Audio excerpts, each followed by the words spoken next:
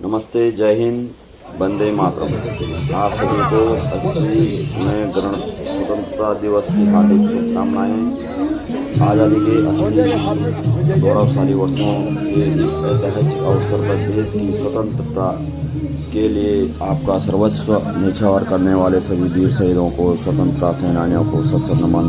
उनके त्याग और बलिदान ने हमें एक स्वतंत्र भारत की पहचान दी। आइए आज हम सभी राष्ट्र की एकता, अखंडता और गौरव को बनाए रखने का संकल्प लें और अपने देश को निरंतर प्रगति की पथ पर आगे बढ़ाने में अपना योगदान दें। यह ऐतिहासिक दिन देश के वीरों के बलिदान को याद करने, लाल किले पर प्रधानमंत्री द्वारा तिरंगा फहराने और राष्ट्र के नाम संबोधन का प्रतीक है। मुख्य और खास बात 80वां गणतंत्र 1947 में मिली आज़ादी के बाद आज से यह देश 80वां स्वतंत्र वर्ष है। लाल किले के सामने प्रधानमंत्री द्वारा लाल किले के प्राचीर से राष्ट्रीय ध्वज फहराया जा रहा है और देश को संबोधित किया जा रहा है। बलिदानों का स्मरण। लगभग 200 साल के ब्रिटिश शासन मुक्ति दिलाने वाले स्वतंत्रता सेनानियों को नमन। सांस्कृतिक उल्लास। पूरे देश में देश भक्ति के गीत, तिरंगा यात्रा, विभिन्न कार्यक्रम हो रहे हैं। लेकिन एक तरफ हम हैं जो 300 से ज़्यादा लोग सहारा इंडिया परिवार द्वारा पीड़ित हैं और धरने पे बैठे हैं। 395 दिन हो चुके हैं, लेकिन न मोदी सरकार सुनने वाली है, न योगी सरकार, न नोएडा के डीएम महोदया सुनने वाली है। उनको ज्ञापन देने गए तो ज्ञापन देने को भी तैयार नहीं। ये बहुत दुखद है और बहुत लोग बीमार हैं, बहुत लोग ऊपर चढ़ जा चुके हैं। हमारे साथी लोग, कितनों के बच्चों की स्कूल छूट गई है, कितनों के इलाज नहीं हो पा रहा है। तो आप देख सकते हैं बहुत दुखदाई उसमें हम लोग जी रहे हैं। सारा इंडिया परिवार द्वारा पीड़ित। अब हम लोगों ने सारा समूह कर्मकार यूनियन बनाई है। उसके तहत हम अब आगे की लड़ाई जारी रखे हुए हैं। 395 दिन हो गए हैं, लेकिन कोई सुनने वाला नहीं, कोई देखने वाला नहीं, क्योंकि शांतिपूर्ण आवाज़ शायद किसी के कानों तक नहीं जा रही है। पिछले दिनों नोएडा में भयंकर दंगे टाइप का मजदूरों ने किया था, लेकिन उनकी बातें मानी गई। जंतर मंतर को कॉकरोच पार्टी ने धरना दिया, उनकी बातें मानी गई। पीएम को गालियाँ दी, भद्दी गालियाँ दी, सबको देश के विरोध में नारे लगाए, लेकिन उनकी सुनी गई। लेकिन हम लोग 395 दिन से शांतिपूर्वक बैठे हैं। किसी को आज तक एक शब्द गलत नहीं बोला, किसी का कुछ बुरा नहीं कहा।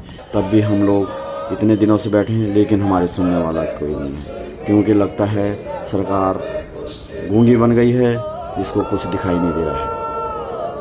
जबकि हम आधे से ज़्यादा लोग बीजेपी सरकार के काम से खुश हैं, लेकिन जो सहारा इंडिया परिवार का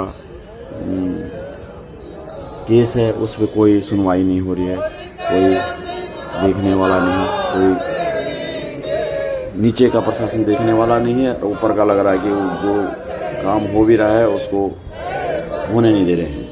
ये बहुत दुखद है, बहुत पीड़ादायक। सब लोग बड़े दुखी हैं, बड़ी मुश्किल से अपने दिन पार कर रहे हैं। शासन प्रशासन कोई हेल्प नहीं कर रहा है और योगी मोदी सरकार अनसुना कर रही है हमारे उसको। आखिर कब तक चुप बैठे रहेंगे, ये सोचने वाला विषय है। 395 दिन कोई कम नहीं होता है, 1 साल से ऊपर हो गया है और 2014 से सैलरी नहीं मिली है और 1-1.5 साल से तो एक भी पैसे नहीं मिला। आप देख सकते हैं कि जिसको अगर 1 महीने भी पैसे नहीं मिला, 1-2 दिन दिहाड़ी नहीं मिलती है, तो उसकी हालत कैसे हो जाती है। तो हम लोग तो 395 दिन से ज़्यादा हो गए हैं, हम लोगों का क्या हाल होगा आप लोग समझ सकते हैं।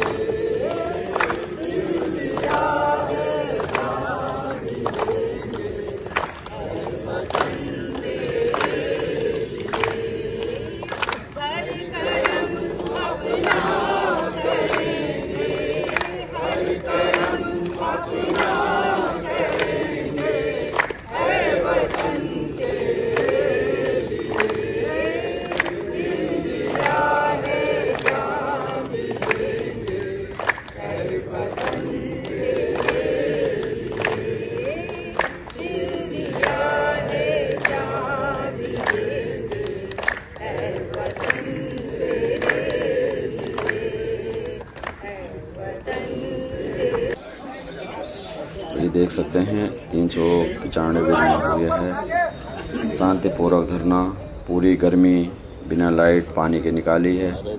आप देख सकते हैं, सोच सकते हैं कि कैसे किस हालत में हम लोगों ने यहाँ पे अपना धरना प्रदर्शन किया होगा, वो भी किसी को बिना परेशान किए शांतिपूर्वक अपने पूरा लगन से ध्यान से अच्छे से बैठ के, किसी से कोई झगड़ा रगड़ा नहीं, कोई सरकार को गाली नहीं, किसी भी अधिकारी को गाली गलौज नहीं। देख सकते हैं सब लोग शांतिपूर्वक धरने पे बैठे हैं और अपनी समस्याओं से ग्रसित हैं। हर आदमी, किसी के बच्चे की स्कूल छूट गई है, किसी को गांव जाना पड़ा है, कोई आईसीयू में भर्ती है, वो भी अपना इलाज नहीं कर पा रहे हैं। आईसीयू में भर्ती है, बड़ा मुश्किल हो रहा है इलाज कराना। बीमार कर 5-6 लोग तो ऊपर भी चले गए हैं, तो बड़ा मुश्किल है। आगे सोच सकते हैं। और प्यार से हम दे रहे हैं गांधी जी के अनुसार। आपने अभी नोएडा का धरना देखा था, उसमें सबकी मांग मांगनी जाए, बाकायदा सीएम ने सामने आके प्रेस कॉन्फ्रेंस करी, उनकी सारी मांगने वाली। अभी जंतर मंतर पे आपने देखा किस तरीके से प्रधानमंत्री की मां तक को गाली दी गई। उसके बाद प्रधान जी का सीधे शिक्षा मंत्री का आपका रिजाइन हो गया, मिल गया उनको हक अपना। मगर क्या है कि उन्होंने क्या किया, उपलब्ध किया, गाली गलौज की, सरकार को मां बहन की गाली सबके सामने दी। वो उनके लिए ठीक है, उनके लिए काम हो सकता है। मगर यहाँ पे जो लोग 395 दिन से बैठे हुए हैं, वो भी ईमानदारी के साथ, सच्चाई के साथ, और प्रशासन और कानून व्यवस्था को किसी भी तरीके की क्षति नहीं पहुंचा रहे हैं, उनके लिए कुछ भी नहीं किया जा रहा। जबकि हमारी प्रशंसा की जाती है।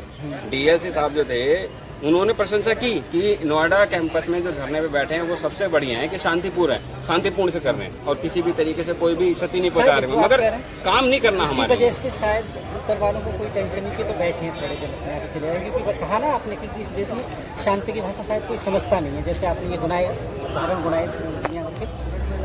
जंतर मंतर से लेकर यहाँ भी कुछ ऐसा ये चाहते हैं कि ऐसा ही कुछ हो गया। देखिए सर, कि जब शांति से नहीं काम बन रहा, जब जंगल में शांति ज्यादा हो जाती है ना, तो फिर ये सोच लीजिए कि तूफान बहुत बड़ा आने वाला है।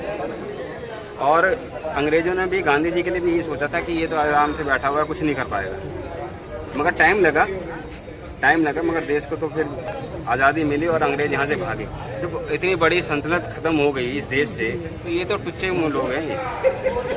इनको कहाँ तक रुक जाएंगे। सीमा देश स्वतंत्रता दिवस मना रहा है, क्या कहना चाहते हैं इसको? सर, हमारे तो आशा थी कि आज के दिन ही हमें अभी यहाँ से आज़ादी मिल जाएगी, और हम पूरी कोशिश कर रहे हैं कि जल्दी से जल्दी हमें यहाँ से आज़ादी मिले, हमारा पैसा मिले और हम यहाँ से अपने घर जाएं। अब हमारे यहाँ पर जो लालसा थी, जो हमारा यहाँ पर रहने का मन था, वो पूरी की तरह खत्म हो गया। अब हमारे पास पैसे मिलने थे। हमारा परिवार जिस बदहाली की स्थिति में चला गया है, उस बदहाली के गड्ढे से निकालने के लिए हमारे परिवार को यहाँ का हमारा मेहनताना 2014 से हमारे मिलना बहुत जरूरी है।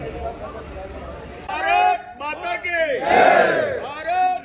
की वंदे मातरम, मातरम, मातरम। भारत समूह कर्मकार यूनियन जिंदाबाद, जिंदाबाद, भारत समूह कर्मकार यूनियन जिंदाबाद, जिंदाबाद, समूह कर्मकार यूनियन जिंदाबाद, जिंदाबाद,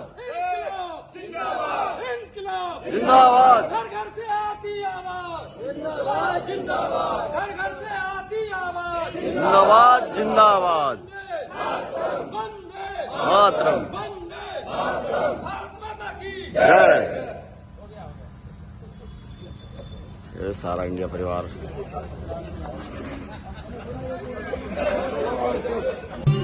तो हमारा भारत सरकार से, उत्तर प्रदेश सरकार से निवेदन है कि हमारी मांगों को तुरंत पूरा किया जाए और हम लोगों को इस तरह से छुट्टी दिला दी जाए। बहुत मुश्किल है, बहुत मुश्किल से जी रहे हैं हम लोग, बहुत स्थिति खराब है।